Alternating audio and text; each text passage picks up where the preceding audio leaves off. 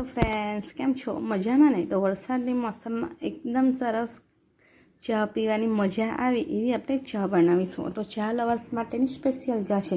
તો આને તમે હર્બલ ચા પણ કહી શકો છો. અને જો ચા મળી જાય તો બિસ્કિટ સાથે ખાવાની કે પીવાની ખૂબ જ મજા આવે. તો સૌપ્રથમ અહીં મેં એક કોઈ પણ કપ કે તમારી પાસે જે પણ હોય એ સેટ કરી લેવાનું છે. તો મેં અહીં ચાનું કુલ્લર સેટ કર્યું છે.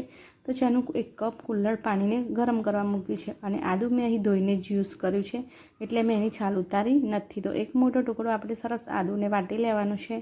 અને એક ઇલાયચી એડ કરવાની છે, એક નાનું સ્ટારફૂલની પાંદડી એડ કરવાની છે, અને 2-3 લવિંગ અને 2-3 મરી એડ કરવાના છે. અને તજનો નાનો ટુકડો પણ એડ કરી દેવાનો છે. બસ હવે મસ્ત વાટી લેવાનું છે.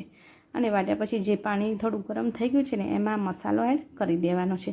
મસાલો એડ કર્યા પછી આપણે 5 મિનિટ માટે એને ઉકળવા દેવાનો છે, જેથી કરીને આ જે પાણી છે એમાં મસાલાનું એકદમ સરસ ફ્લેવર બેસી જાય. અને સાથે મેં તુલસી અને ફુદીનો પણ એડ કર્યા છે. તો એકદમ સરસ ચા છે. તમે તાવ શરદી હોય તો પણ સરસ બનાવીને પી શકો છો. તો હવે અહીં મેં 1/4 ચમચી કે 1.5 ચમચી જેટલી ચા એડ કરી છે. અને થોડી ઉકળે આપણું થોડું ચાનું પાણી ઉકળે પછી આપણે ચા એડ કરવાની છે.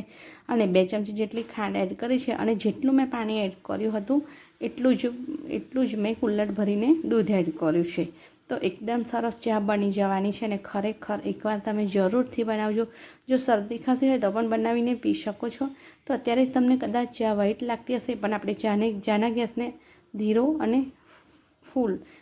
અને ફૂલ એવું રીતે કરીને આપણે એને ઉકળવા દેવાની. તો જો ચાનો કલર એકદમ સરસ આવે છે. અને ચા પણ ઘરમાં પણ એટલી સરસ સ્મેલ આવે છે કે ચા પીવાનું મન જ થઈ જાય.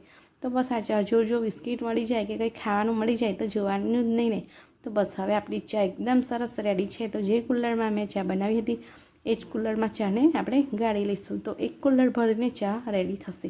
આપણે 1 કુલ્લર પાણી અને 1 કુલ્લર દૂધનો ઉપયોગ કર્યો હતો, 2 ચમચી ખાંડ અને 1.5 ચમચી જેટલી ચા.